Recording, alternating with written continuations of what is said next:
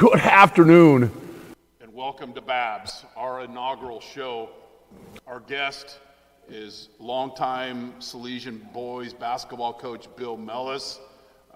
All the accolades, all the championships, all the titles. The one consistent thing with Bill and the way he does things is with a lot of class. Coach, welcome to the show. Thanks for having me, and congratulations on this new adventure. We'll see how long this lasts. All right. You're close to, 668 wins, a lot of things going on at Salesian. You've always done things with class. We probably have done 25 of your games, probably your biggest win, maybe some of your toughest losses. We first met you, I think it was February of 2017, and let me see if we could refresh your memory. Clock.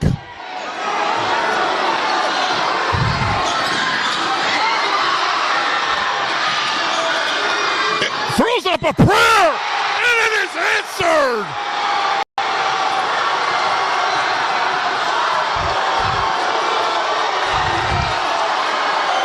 And a long three, no good. Ball game. St. Patrick, St. Vincent. That's not very nice of us, but hey, I wanted to say, but you know what, and we'll get into it later. That wasn't actually the first time we were in the same basketball gym or arena. That I learned this last night, and we'll get into that later. But let's talk about the early years and your growing up and your upbringing in Santa Cruz. Well, thanks for that memory, first Yes, of all. I mean, what a way to welcome you in. That's exciting. That's great. I didn't have any nightmares about that or anything. That was an upset of Salesian, St. Patrick, St. Vincent beat you, which was very rare, still is rare. They were a state championship team that year, and that was the first time I met you. And then what was different than now is the vests and the collar and the ties. Yeah. Since COVID, we know that's, and we'll deal with that later. But Sure. before we get any further at this, we need to say hi to Mom. Say hi to Mom, Miss Mellis, Connie out there watching this show. You did a great job with all your kids, in particular this one. But those early years, Hi, Mom. Those early years in Santa Cruz, your grandfather started Mellis Market in Santa Cruz. Uh-huh. Your dad, I'm sure, worked at Mellis Market in his younger years, but then he went to Cal to become a student manager for the great Pete Newell. I'm sure there's some folks that are very aware of Pete Newell, but what does Pete Newell mean to Cal basketball and also to your family and also more general just to the game of basketball? So the people that probably know of Pete Newell maybe are people that have gone to a Cal game and they see his name on the court, but Pete Newell is the only person in basketball history to coach an NIT championship winning team, an NCAA championship winning team, and an Olympic gold medal winning team. So he coached USF in the 1949 NIT, which used to be the tournament. In 1959, he was the national champs, the coach at Cal, which is why they've obviously named the floor after him. And then he was the 1960 Olympic team coach, which at the time, they won the gold medal. At the time, they thought that was the best team ever assembled. It had people like Jerry West, Jerry Lucas, Oscar Robertson, and was the best team assembled probably until 92 in the Dream Team and in this era now. But he's the only person to win those three things. He's the only person to coach those three. So he is easily one of the top, if not the top, but one of the top 2-3 basketball minds.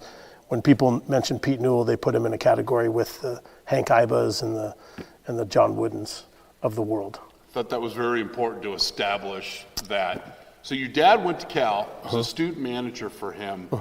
What are some of the things that your late father shared with you about Coach Newell and his experiences? Yeah, and then I got to know Coach Newell being a student manager at Cal myself, I might jump in the gun, but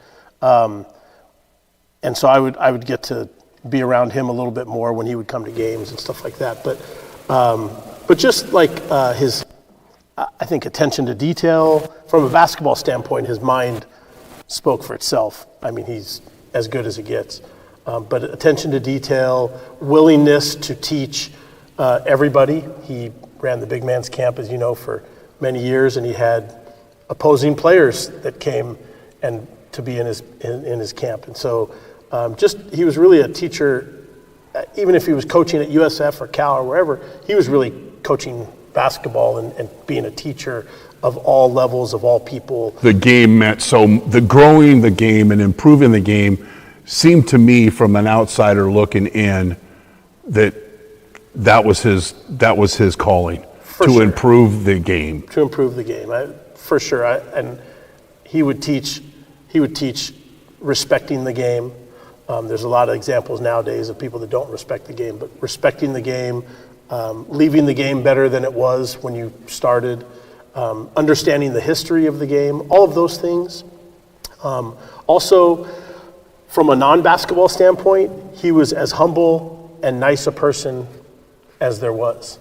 And I know many years later when I was working at Cal for the basketball team, and he would come to a game and my dad would come to a game, and this is 30, 40 years later, he would immediately see my dad and say hi, like he would remember him easily and say, welcome him, and it's like he didn't miss a beat. That's amazing. And so Pete Newell, unprecedented, NIT, NCAA, and Olympic championship. How did he become a student manager? Did he ever explain that? I know how you went through, but did he ever explain that process?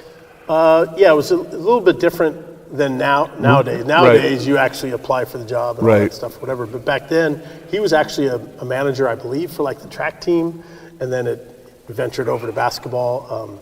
But it was just something that he kind of fell into, and I think he had his college roommate who's kind of considered an uncle of mine. He's also passed, but he was also doing kind of the same thing, and so they just became involved with the team. Yeah. So your father goes back. He's your mom and dad were both pillars of the Santa Cruz community. Then in early 1970s, there's another Newell, right? This circle that's a part of your life. Pete Newell Jr. becomes the head basketball coach at Santa Cruz High School, where your father attended, your older brother attended. Now your older brother and you are now playing high school basketball for Pete Newell Jr. I love this story, but share with everybody that's watching how special and what that meant to you in your life. Couldn't be more coincidental. and we have another coincidence that I learned about that we'll share in a little bit. Couldn't be more coincidental, and how lucky it was for us that Coach Newell Jr., our high school coach, became the high school coach at Santa Cruz High, just purely by coincidence. And so my brother and I got to play for him. My younger sister got to be taught by him because he was a terrific teacher as well at Santa Cruz High, where he stayed for about 30 plus years until 2005, I think, when he retired. But just purely by luck, and he's one of my biggest mentors. He's long retired. He's in his 80s. He lives in Vegas. We literally text every single day. Literally every single day. We probably talk, I don't know, at least once a month, couple times a month, but we literally text each other every day. It's a very cool thing for me. So you graduate from high school and you follow in your dad's footsteps, right? Yeah. So you go and you become a student manager for 5 seasons at Cal. And there's other things to learn that we're going to learn more about. But talk about that fraternity of student managers who you're still close with those guys today, right? And you invited me out one of the games, and I got to meet some of the guys. But talk about first that fraternal friendship that you still hold strong with those student managers that you shared that experience at Cal. Yeah, and I'll start by saying that my older brother went to UC Davis, and he was a manager at UC Davis. So this was something that Coach Newell suggested. Hey, like we weren't good enough to play college basketball at that level, and I always aspired to go to Cal. I grew up a Cal fan. We were at the play, the 1982, where they ran through the band and all that. So we were Cal fans. So when I got into Cal, my basketball career was over. But so my brother was a student manager at UC Davis for another longtime coach, Coach Hamilton, legendary coach there. And then when I became a senior a few years later, I'm 3 years younger than my brother, Coach Newell asked me if that was something that I was interested in doing at Cal. And of course, he wrote a letter, and turning him down is impossible. Is that kind of where the coaching bug was started because of his influence, or did it happen at a later time? Well, I always had the utmost respect for him, and I thought that I never really thought necessarily that I'd become a coach, but I was just in love with basketball. So, and even though I was actually probably a better baseball player, to be honest with you, but basketball was my love. And so to be able to stay involved and to understand what his tasks and duties were at UC Davis, I thought, wow, that's a pretty cool thing. So I got to travel and all those things. And the basketball in college took me a bunch of places around the country. We did a foreign tour in Spain and Portugal, which was an incredible trip. So it took me all around. You seized the opportunity. It was great. It was plus my third year, the other guys had graduated. I was the top manager my third, fourth, and fifth year, and that was a full ride scholarship, just like the athletes. So it was paying for everything. So it paid off in more ways than one, but it was just an unbelievable experience. And while I was there, I made some friendships, which we'll probably talk about here in a second. But that's probably where I got a little bit of the bug to become a coach. But it was just kind of furthering my love for basketball, I think. So your senior year, and Coach Campanelli, first I want to share this story because the late Coach Campanelli was a tough coach,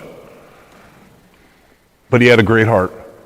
And share when your dad was going through his liver transplant, share that story that you shared with me earlier today about him supporting your dad, a Cal alum. Yeah, it was like my maybe second or third year in college, and my dad had to have a liver transplant. He had a failing liver, and he was just over the bay in San Francisco at UCSF, and he ended up getting a transplanted liver, which usually only adds 10 years to your life. It added 17 to his, so it was a wonderful thing. And I went over there one day, and my mom, while he was in the hospital, because he was in the hospital for some time, obviously, after this, and my mom says to me, "That's really nice of you for telling Coach Campanelli to..." Like you had asked. Yeah, to send this stuff. And I'm like, "Mom, what are you talking about?" And she showed me this box that had a bunch of Cal basketball shirts and Cal basketball stuff. Lou, knowing that my dad was the history of being involved in Cal basketball, had taken it upon himself, just knowing that my dad was in the hospital, to send letters. I guess he was writing letters almost daily to the hospital for about a week, and unbeknownst to me. Right. And I was shocked when I wasn't shocked because I knew how good of a person he was. Right. And he's an old school coach and would get into you and all that stuff. But as far as like his heart, he was terrific. So yeah. So you talked about the big game. So I read somewhere that your dad attended every big game from 1951 to 2006. Yeah. Do you remember, I know you remember the play, do you remember the first time you went with your dad to a big game? I was probably so young that I don't remember, but I was going to every one of them. I broke my streak after college when I was coaching, and I didn't make it to some of the games Right. at Stanford. Right. I go to all of them now and all of them at Cal. But Yeah, so these just weren't at No, these weren't were- just at Cal. This is where if it was either Cal or Stanford, your dad was there. He went to some 50, 60, something in a row, which is, believe it or not, there are some people they've introduced at big games that have gone to, almost 100, which is crazy. So he had an incredible streak. The winning streak is almost double that, which it's crazy. But yeah, he would go to every single big game. So you're at Cal, you're a student manager, and the time we were in the same building together, we didn't know each other obviously, was December 7th, 1992 at the Cal Palace. Yeah. Cal played USF, Cal won, Jason Kidd was a sophomore, was an 89-79 victory for Cal. What do you remember about that game? Because I remember the crowd and also the amount of NBA coaches and players that I saw there to specifically watch Jason Kidd. It was incredible. Yeah, I mean, when he came to Cal, one of my favorite stories to tell is that the big men, one of the hardest things to do is to teach a big man to play with their hands up. And he single-handedly caused our big men to play with their hands up because his vision and his passing skills were so incredible that for the first month, 2 months of practice, They're hitting the face. hitting the face, bloody noses, balls off the chest. I mean, it was just an incredible. I was in awe at how good of a player he was, and obviously he made our team instantly better. But yeah, all of a sudden the post players are running around with their hands up because they didn't want to get. Because they didn't want to taste any leather in their face, and it wasn't a Wilson burger. Correct. So the middle of the season, one of your biggest influencers, Coach Campanelli, is fired in mid-season. What do you remember from that experience, and how did you adjust, and how did the team adjust to that when Yeah, Coach Bozeman took over? That was tough. I know it wasn't a good situation. No, it was tough because we had a winning record. We were 12-9, and that was unprecedented. And it was tough for me because there were 5 coaches. The job ended up being handed to Todd Bozeman, and there was a top assistant, Jeff Wilbren, who got passed over for the job, so he left, and then Kyle Campanelli. And this is all mid-season. It's all mid-season. So we went from 5 coaches to 2, and I'm, he was my mentor. Right. One of my second mentor, really, and so I'm going on with the season, and we make a great run. We beat Duke. Back-to-back Sports national- Illustrated cover in Sports your Illustrated, office, yeah. Back-to-back national champs. We end up going to the Sweet 16, and we have this incredible run. But it was bittersweet for me because Lou was my mentor, and so it was tough. There were some players that were, like me, really sad, and then others that were kind of more Bozeman guys, and Right. It is what it is. And, but yeah, that was really a tricky thing. And for me, I was on a full ride scholarship, so it wasn't like I could just quit or anything Right. in support of Lou, Right. and that, Right. and I wasn't thinking that way. But I was just a kid. But it was an interesting time for sure. Yeah. Fair enough. There was, early on, there was somebody on that coaching staff that was a big influence, Bill Tressler. Talk about Bill a little bit and his influence on you and how that got you to be here at Salesian a few moons ago. Yeah, so he's my third mentor. Those are my 3 mentors. And so Coach Newell, Coach Campanelli, and Coach Tress. Tress, he and I hit it off. We only worked together for 1 year, and then he started jumping around. He actually left there and became the head coach at UC Santa Cruz. Right. And so I would go home for the weekends every once in a while. We'd stayed in touch and go to dinner and this and that. And my dad, who was a city council member and very prominent in the community, did a lot to help him get established at UC Santa Cruz, which was a program that was, just hard to get going. Right. And he did that for 2 years, and then he jumped around a couple places, and then, but we always stayed in touch. I'm super. He's one of my best friends, And he ends up, after 5 years, the year I happen to be graduating, he ends up at Salesian. And I had finished my duties with the managing and got a new job in the athletic department, something that I thought I would pursue Right. for like college athletics, Right. which is what my brother Right. actually is still doing. And Bill ends up with this job here, and he says, "Hey, do you want to be my assistant coach?" So I was an off-campus coach, his assistant, for 5 years, and so I jumped at it, did that for 5 years. Then he moved on back into college coaching. He eventually became the head coach at Dominican, head coach at SF San Francisco State, and has had really great careers. And he's now the head coach at Albany High School. So we compete against each other in league, Right. which is kind of weird. But yeah, he's the big reason why he gave me my first job. He is as good a person, as good a coach as there is. And so I've just been blessed to have 3 really incredible mentors. So before you started the season as head coach, something, probably the most important thing in your life happened. And what was that? I got married. Yeah, and my beautiful wife, Christina, we've been married almost 27 years now. This will be this summer.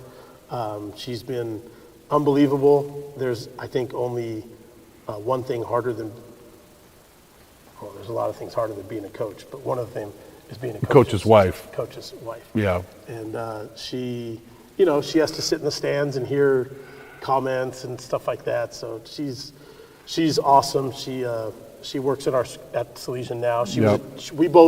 We got married, all the stressors in life in a 3-week period. We got married, we both became teachers. Yep. She taught for 15 years, 6th, 7th, 8th grade at St. Leo's in Oakland.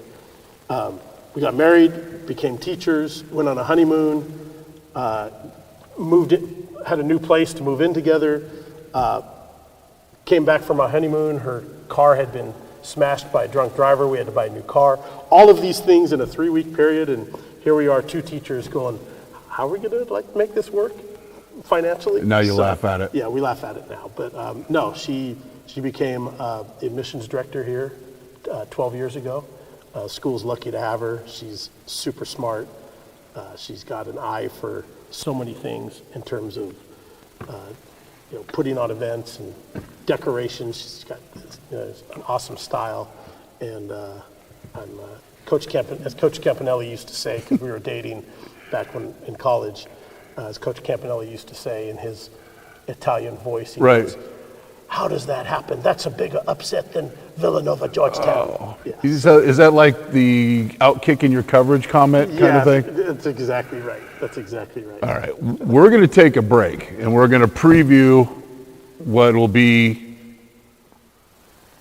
we're going to call it role reversal, where the guest, Coach Mellis, is going to ask some questions of me. I don't know what the questions are, but that will be the next segment where we're going to take a quick break. You're watching BABS with our guest, Bill Mellis, on NorCal Sports TV.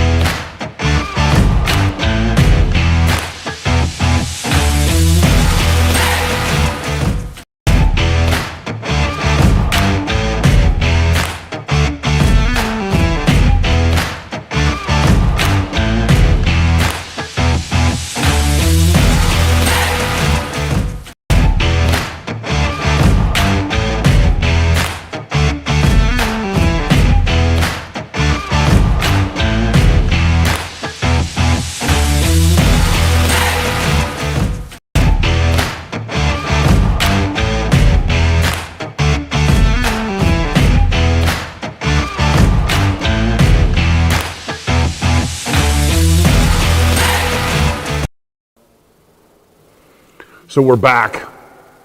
I'm nervous. I don't know what coach is going to ask me. Steak or fries, whatever. Coach?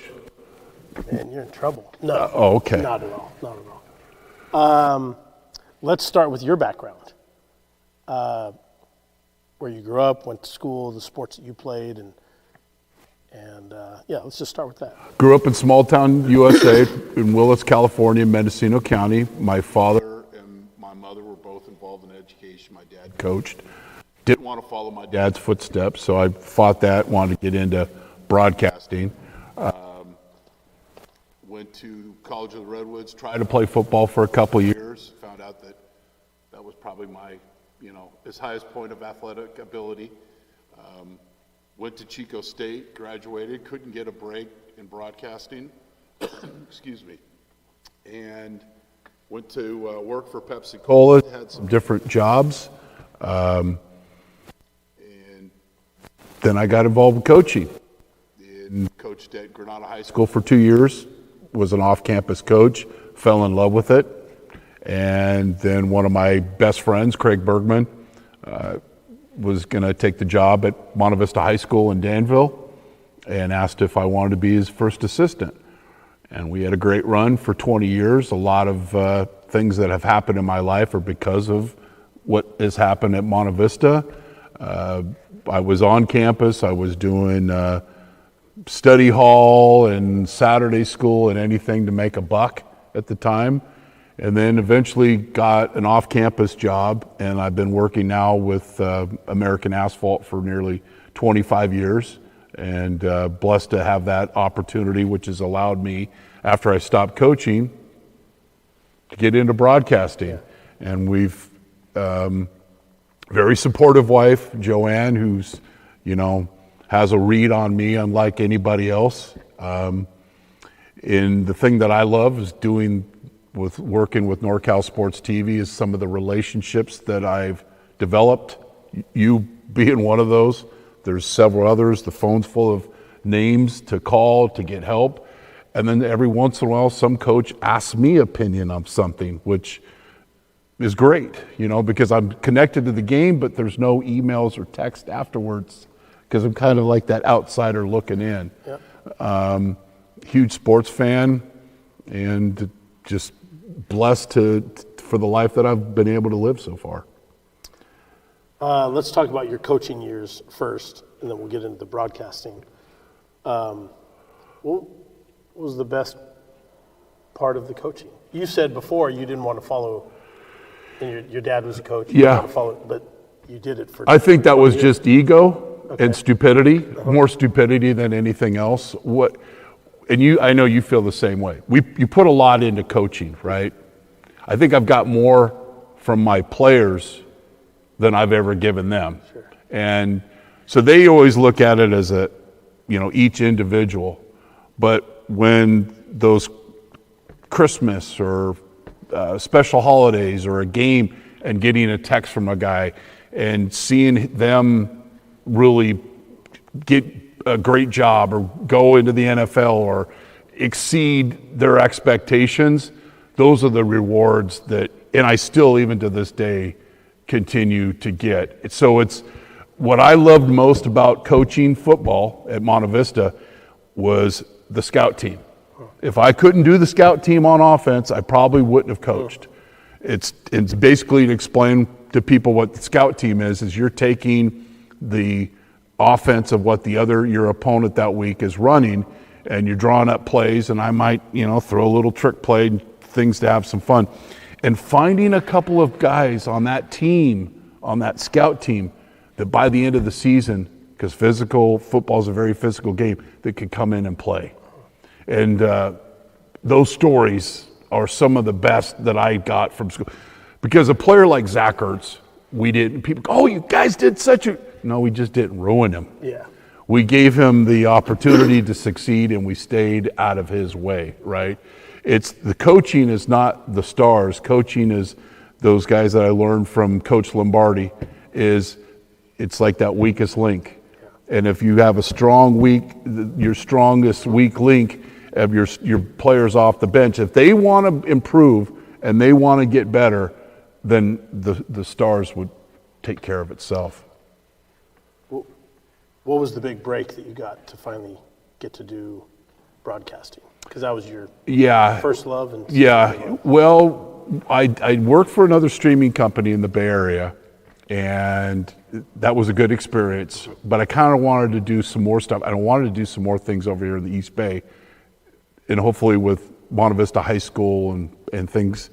So Dion and I, our founder and our president, was doing games, but he doesn't have an announcer. So I got a hold of him, and we did a lot of games. One of the games we did was the one over at St. Patrick, St. Vincent, and that loss that you guys had. Not to bring up a bad subject, but you're not the kind of bad subject guy, so it's just kind of a joke about it.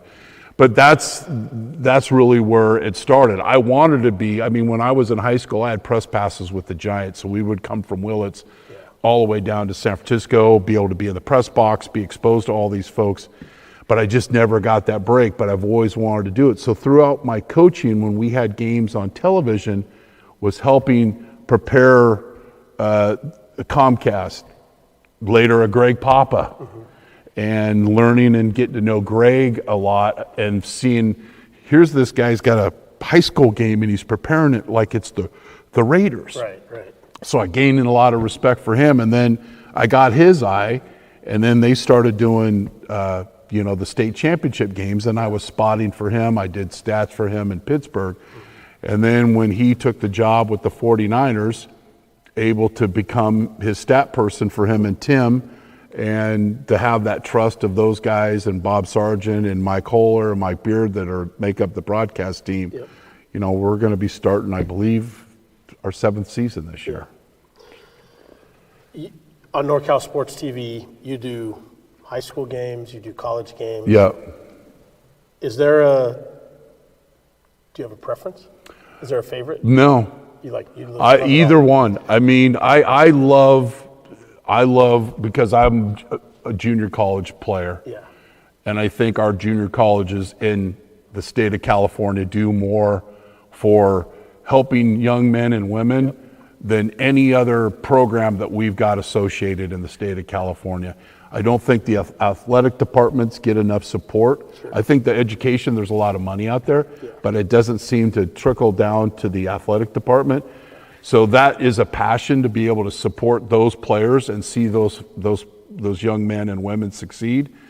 But then also in high school is just as fun of getting to know the coaches and have those relationships and be able to, it all gets down to one simple word. And I think you know what that word is trust. Yeah. To have people trust you, coaches trust you to give you their starting lineup and their, in your case, 2 keys to victory, but mostly 3 keys to victory, and have that trust and learn stuff. I've learned a lot of basketball from you. You've simplified why rebounding is so important.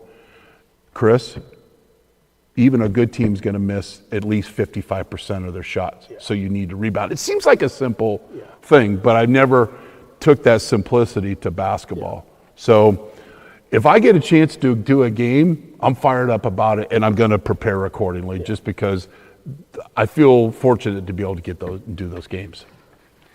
So I have 2 more questions. You can ask as many as you want because we got more to ask you. You can answer them in any. Okay. I'm asking both. Okay. And all your years broadcasting, Yeah. is there a favorite moment that you got to call that you were like, I can't believe I just called that game, or just a moment that was just so much fun?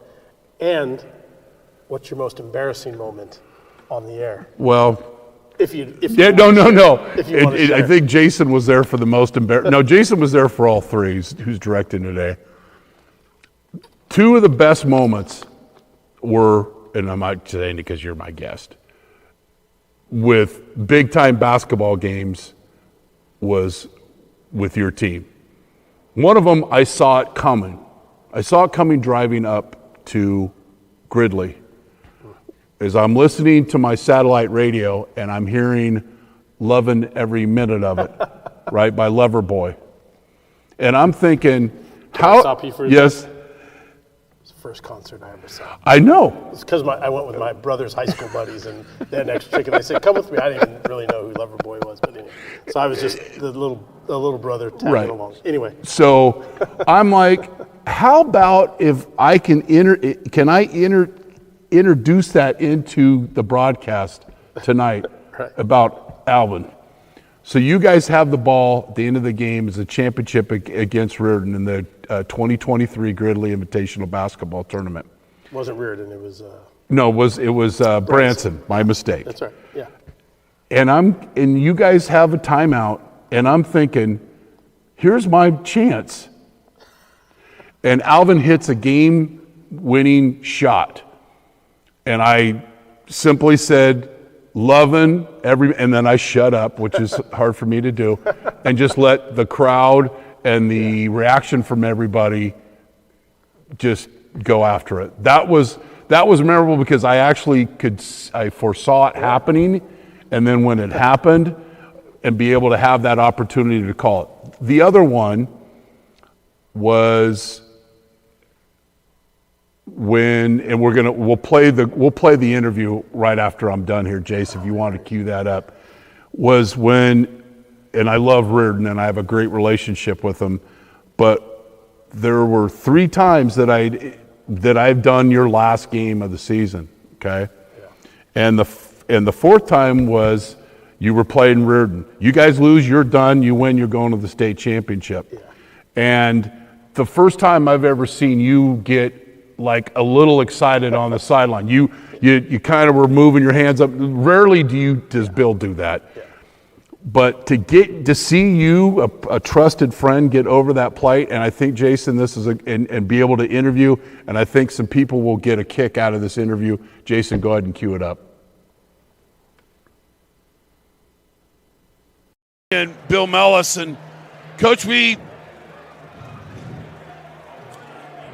unfortunately for me, 3 previous times I've broadcast, and it's not about me, it's certainly about you and your team, your last game. You got one more, I don't. And so I told you I would bring my hole punch. And what do we have? Is we're going to punch your ticket for Sacramento. I don't know if this is going to get the family in or not. But this is your punch your ticket. Hey, thank you. For the state open championship game on Saturday. We broke that streak a while ago, so I'm not worried about it. I know. That was a great question because that just ended our role reversal, and we transitioned to segue, and you didn't even know that I had that booted up. I didn't. And what was great about that is that not only, I didn't realize this, but that got on Channel 2.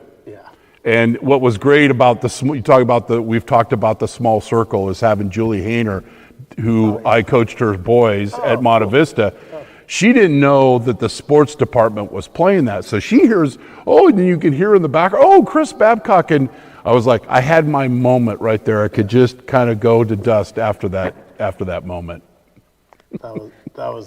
That was a special moment. It was. I mean, you guys, and that was a great game, and you could cut the intensity in that gym with a knife. It was palatable. Intense, and I couldn't be happier for our players. Right. Which is really why I got a little animated. And that's about as much as you did. Yeah. And I'm like, look at Coach. It's like, and you never, and it's okay that other coaches show emotions, but you just are always, win, lose, or draw.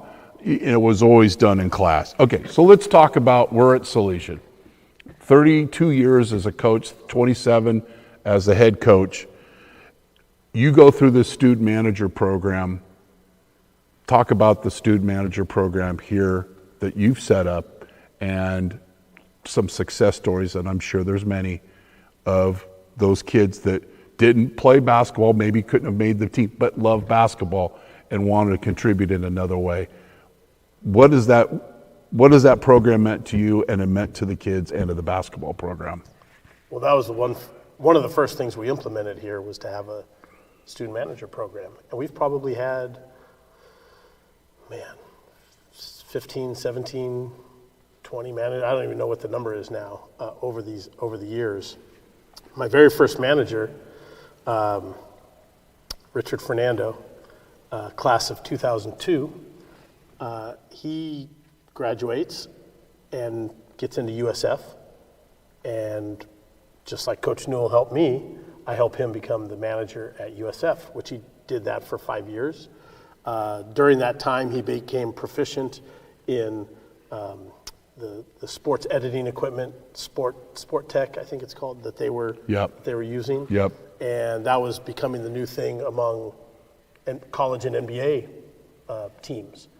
And so he graduated from there and then became their film coordinator for 5 or 7 years, however many years.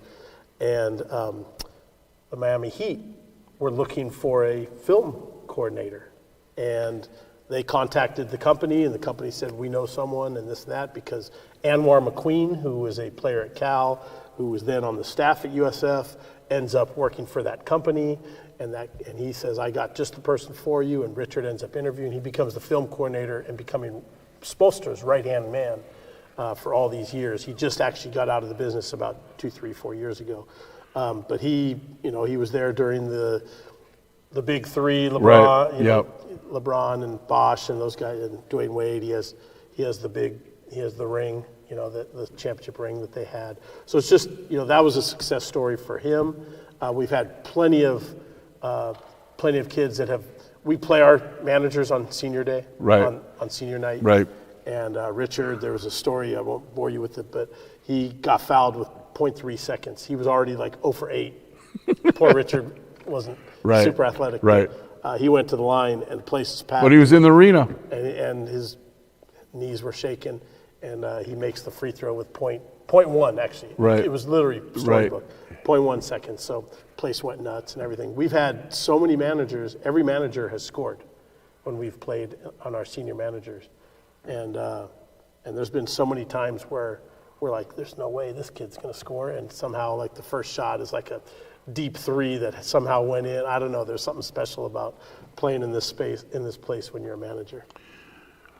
What does it mean to you, and does it mean to the program, and we try to do the same thing at Monte Vista? Many of your coaching staff are alums that have played for you. How important is that here for your program? It has probably been, outside of the fact that we've gotten good players. Right. We're only as good as our players. Exactly. Right?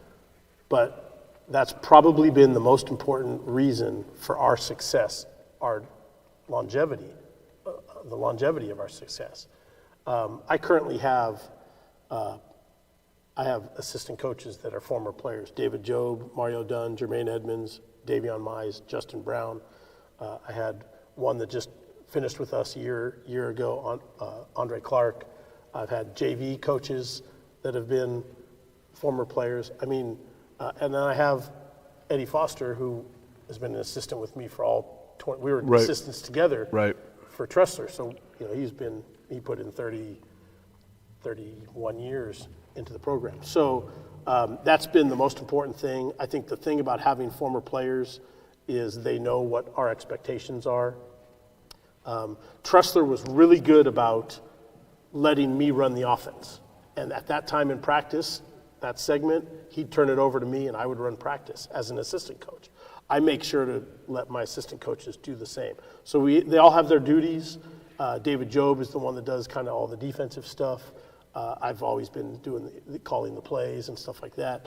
The other guys, some of them help on the defensive end and run the defensive drills. Some run some of the conditioning drills. The three of them collectively do all the subbing in the games. I don't do the subbing, they do. And it's just a system that has worked. We all understand what our roles are, and it's just really worked over the years. And again, and you've shown this in the players, trust. Yeah. That's a lot of trust, because a lot of coaches wouldn't give those things up. But early on in your coaching career, you're experiencing it, and it was a good experience, and then you're able to, in your own way, continue that by trust. And they earn it. I know it just doesn't happen, but what's that like, the trust factor? Well, how important that is? That's the ultimate. I saw Coach Newell empower us as players when we were play it in high school. I saw Coach Tressler empower his players when I was an assistant coach. Right. Same with Coach Campanelli. I go down the line. I think that there has to be, we get to a point, I think, in the season, year in, year out, where there's a level of buy-in. Right. And once you know your players have bought in, the trust just goes through the roof. So there are times where we need to, at the end, in crunch time, we know that a certain play is going to work. Maybe it's a backdoor, maybe it's whatever. And there are literally times where we're like, we're going to throw the ball to the high post to Elias Obenya, and everybody get out of the way and let him go to work. You know, so there's certain moments. The Alvin Loving, we could have called another timeout. I knew he was going to get a good look, and he was going to get a shot that he hits in practice. Right. Why am I going to call a timeout? Right. I'm not going to get as good a look Right. with 5 seconds left or whatever. So so it's a two-way street. There's buy-in from the players, and there's trust on our end as coaches. Because in 2024, you're playing Reardon, the game you won, you were down at halftime, and talking to Aaron after the game, he mentioned that he spoke to the team. Now, this is your biggest game. You win, you're going to Sacramento. You lose, you're turning in your uniforms the next day. When I'm hearing that from a player, and I've learned a lot watching you coach, but when Aaron's like, when we spoke to the team, I said, boy, what a special program to be trusted as a player, as a high school 18, 17-year-old in the biggest game, to be able to have that opportunity. High school half times in high school are only 10 minutes long. It's quick. It's fast. And you're going to spend your last 3 minutes back on the court getting some shots up. So you're really talking about 7 minutes. Maybe it's a 30 to 60 second walk to and from the locker room. Usually we as coaches spend the first minute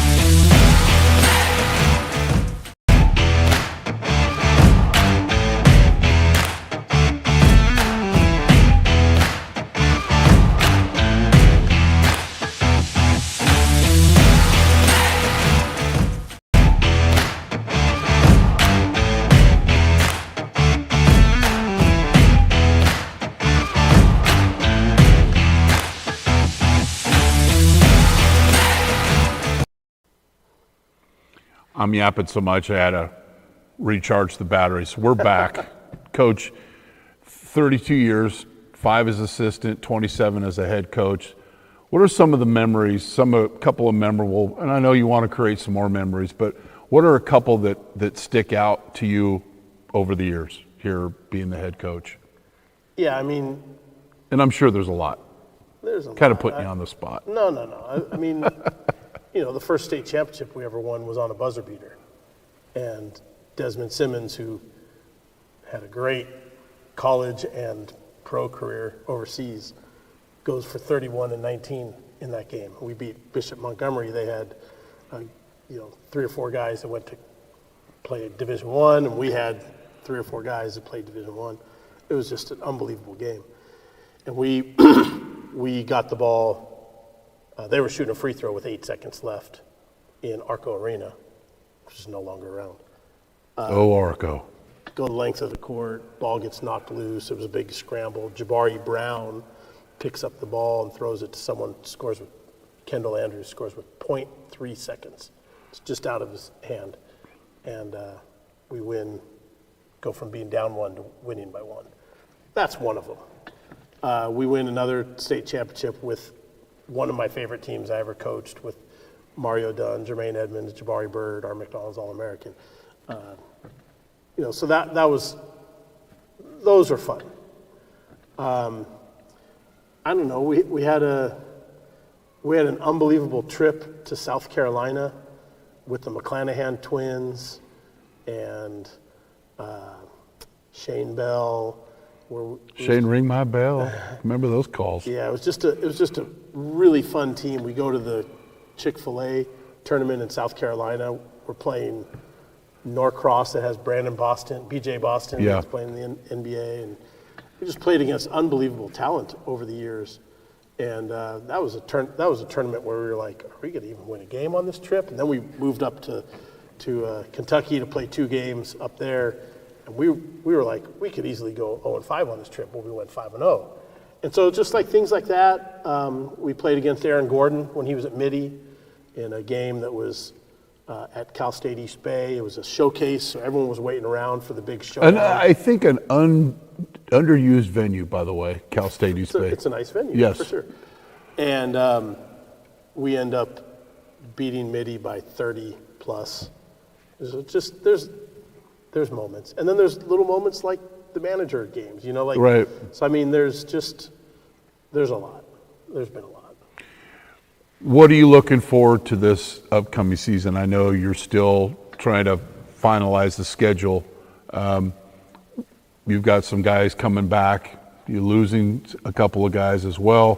What are you looking forward to as you get into the summer, the fall, and then before we know it, you're going to be October. Practice is going to be starting, and we're going to be getting ice cream up at Gridley. I digress. We only had 2 seniors this year.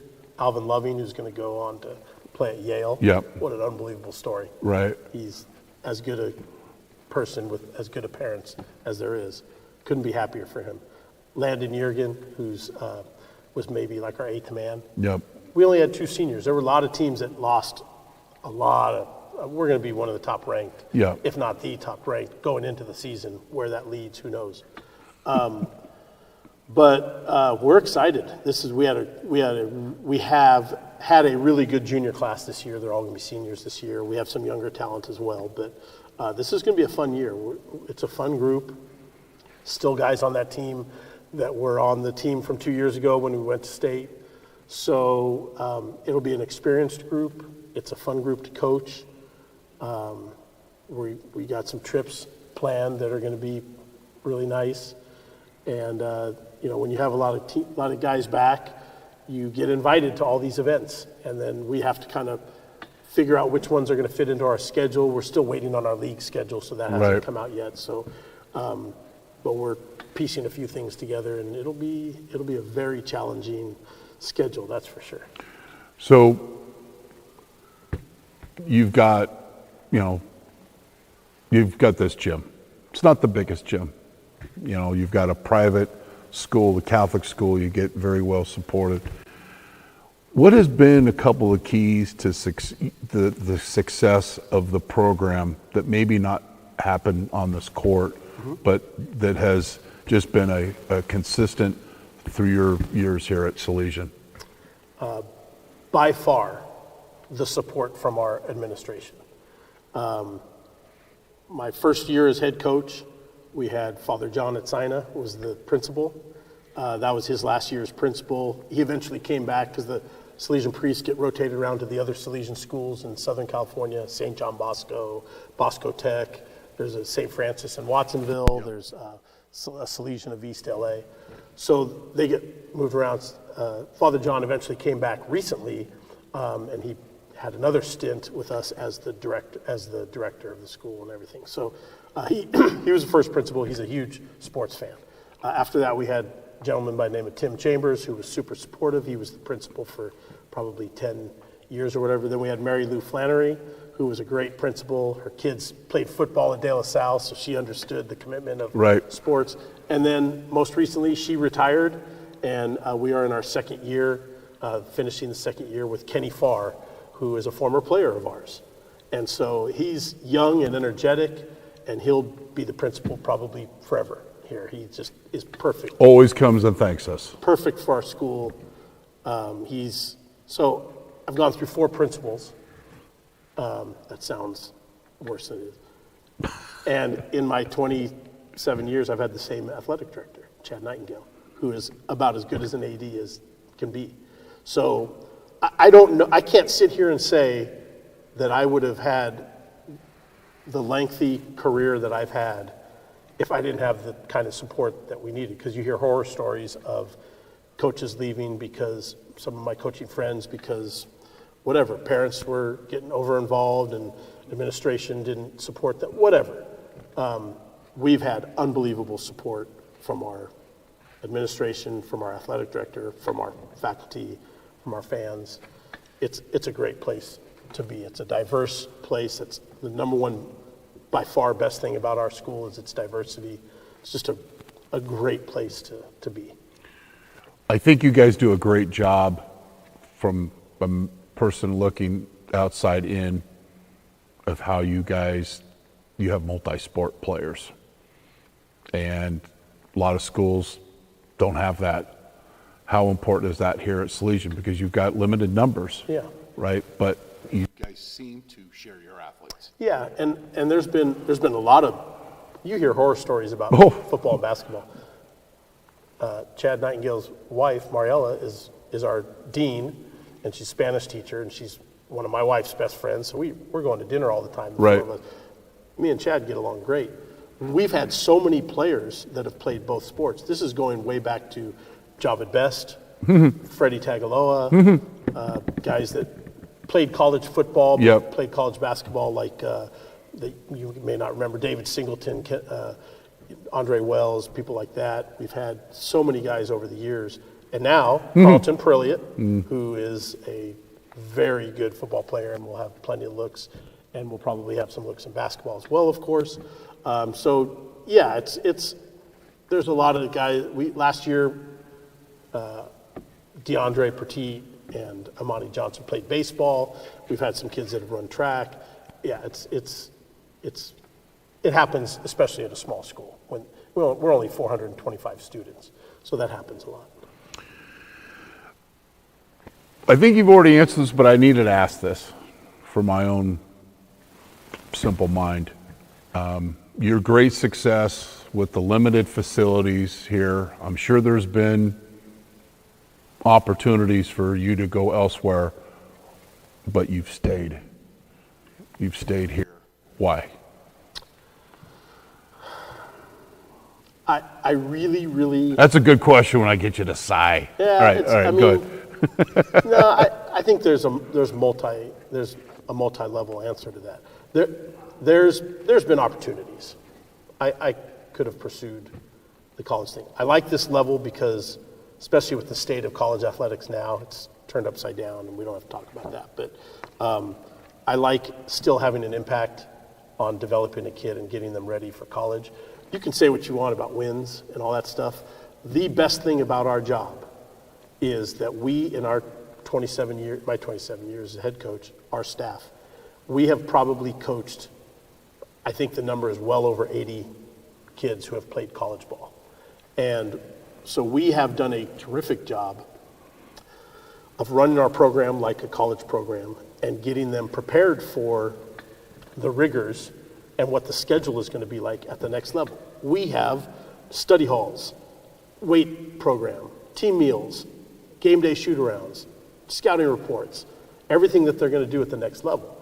And the best thing is when they go to the next level and they come back and they're like, man, they're prepared for it. They didn't even bat an eye as to, because at the college level, it's a job. And so that's been probably the best thing. Yeah. Well, we're glad you're here.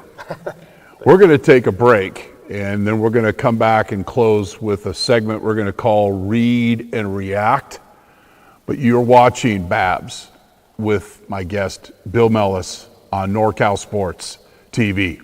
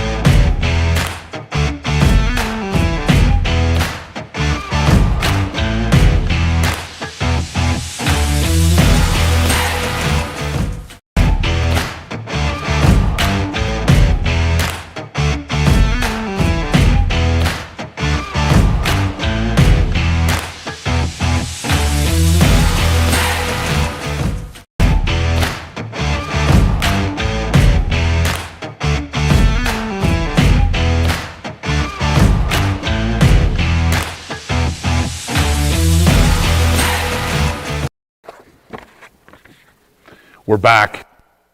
Our last segment, and it's something that you want to do as a coach.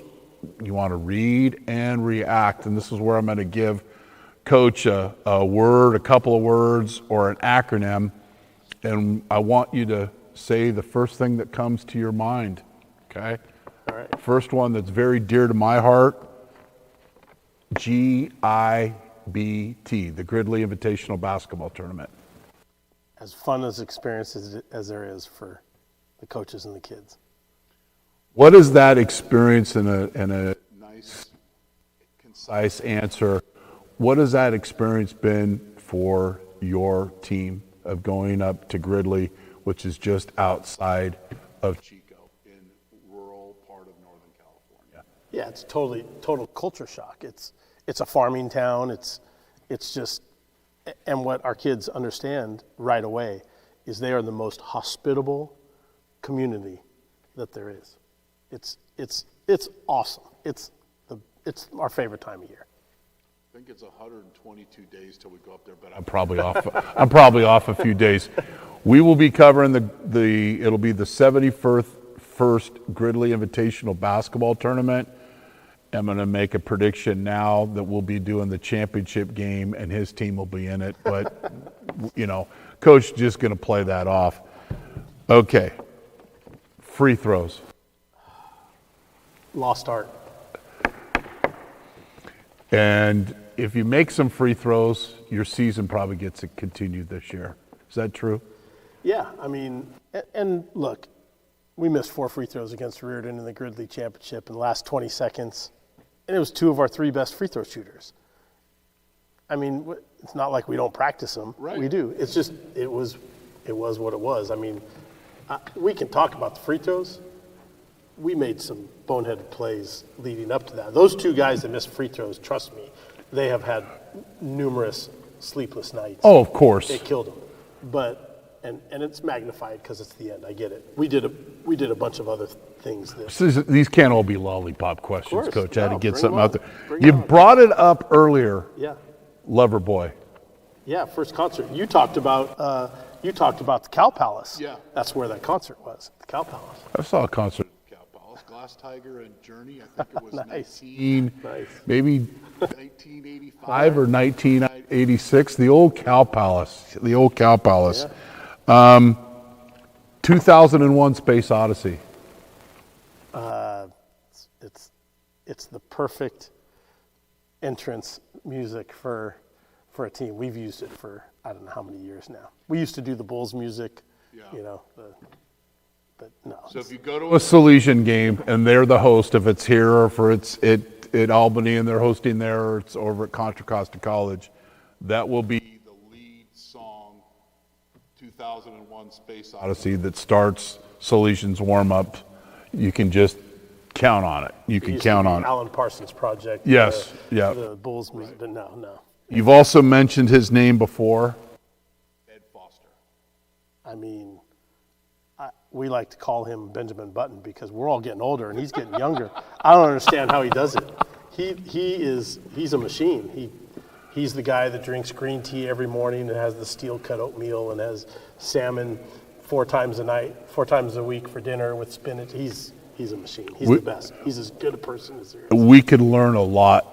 Learn a lot from him. He's a long time business owner. Yes. And he's been a great role model for, particularly for our African American kids, for our black kids. He's as good a person as there is. Always a class act. Always comes, Always. appreciates What I do, not that I do. It's more of our crew always appreciating what they do. We love Ed. The song closer to the heart. What is that song? I mean, to you? I must have told you that I was a Rush fan. No. I got this from Roxy. Oh, wow. We got this. I from hired Roxy. Roxy as a manager. Well, Roxy Yeah. Bernstein was a Cal alum. He Yeah. was a student manager with Coach. You hired him as a student manager, voice of ESPN. I've spotted for Roxy a time or two.